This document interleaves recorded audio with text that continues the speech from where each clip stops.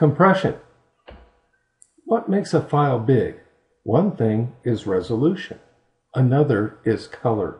So how big is that file? What does compression do? Flavors of compression. Let's start with what makes a file big. One is resolution. Resolution is measured in dots per inch or pixels per inch. You may recall in Paint, File, Properties, 96 dots per inch is what this monitor is set to. In Paint, it always defaults to the monitor setting. Bare minimum resolution for photographic printing is 300 dots per inch. Better is to be 600 dots per inch or more. What makes a file big? Another aspect is color. Every pixel is assigned a color. Monochrome is 1, 1, or 0, or 2 to the first. GIF is 8 ones or zeros. That's 2 to the 8th. True color is 24 ones and zeros, or 2 to the 24th. That's about 16.7 million colors. So how big is that file? So you start with resolution. Height times width times the color depth will give you the number of bits. An example is 800 by 600 pixels. Take that, then multiply that by 24 to get the color depth for true color. That'll tell you the number of bits. From there you can calculate the number of bytes, kilobytes, and megabytes. Let's give it a try. In Paint, File, Properties. 800 pixels wide by 600 pixels tall. That's a solid white image. I'll save this file on my desktop. Remember, this is going to be a 24-bit bitmap. I'll save it on my desktop and call it 24-bit. But before I look up the actual value, let me switch over to Excel and see if we can't predict how big that file will be. 800 pixels wide, 600 pixels tall. To calculate that, we take this number times this number to get the total number of pixels. That's a lot of pixels. Our color depth we set to true color, 24-bit. That is 24 ones and zeros per pixel. So we're going to take this number times this number to give us the total number of bits. Let's expand that column so we can see just how big that number is. That's a lot of bits. To calculate the number of bytes, we divide bits by 8. So equals this number divided by 8. To get that into kilobytes, we take this number and divide by 1024. And then to get it into megabytes, we take this number and divide by 1024 again. So I'm predicting that simple white canvas, 800 by 600, will be 1.37 megabytes. I switch to my desktop. There's the image. Right-click, Properties. 1.37 megabytes as predicted. What does compression do? Compression removes redundant or superfluous data. Can you compress 1 plus 1 equals 2?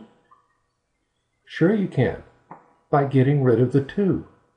The computer can add 1 plus 1 later and tell you how much it equals to, so we don't need to store that data. That's superfluous. Flavors of compression. Lossy, such as converting a true color rainbow to a 256 color bitmap. I'm in Photoshop. I'll go File, New. I'm going to set this to 800 pixels wide by 600 pixels tall. Just as we did before, I'll make sure it's 96 dots per inch for resolution. Now, using the gradient tool, I'll drag from left to right to make a rainbow that travels from blue to red. And this is going to use about 16.7 million colors to get all those intermediate shades. I'll do File, save as. On the desktop, I'm going to save this again as a BMP. I'm going to call this Rainbow. It's going to ask me a couple of questions. Yes, I want it for Windows, and yes, I do want 24-bit. I choose OK. If I switch to my desktop, there's my Rainbow. Right-click, Properties. It's the exact same size, even though it's far more colorful. I'm going to switch to Paint. Open my Rainbow. Now I'm going to choose File, Save As. I'm going to reduce this to 256 color bitmap.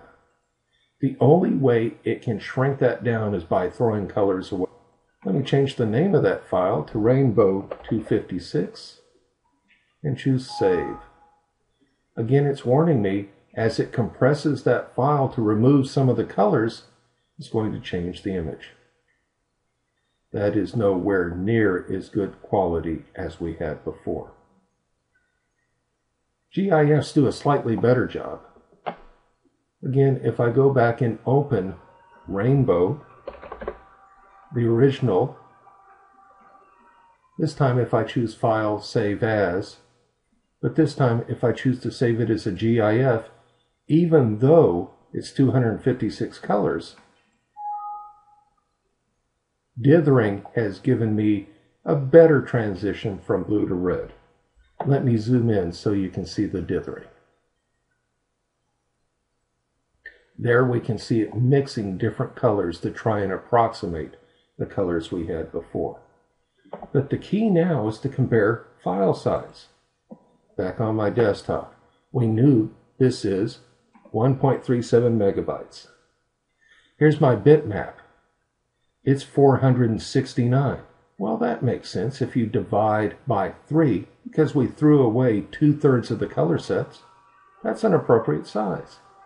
But this GIF, that's pretty surprising. It's even smaller because it compressed beyond removing just the color depth.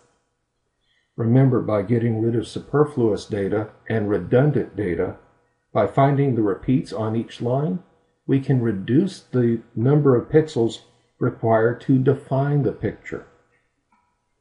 So again, the different file formats definitely made the image smaller, but because GIF is a compressible format, it allowed us to get a better representation. But better yet would be lossless compression, such as a zip. Back to my desktop, there's that big file. Right-click, choose Send To. Compressed zip folder. Remember, it was 1.37 megabytes, but compressed is 331. But if I right-click, extract all to unzip it, the file will be exactly the same as it was before. That means it did not remove any information. It just found redundancies to compensate with mathematical formulas to make the image smaller.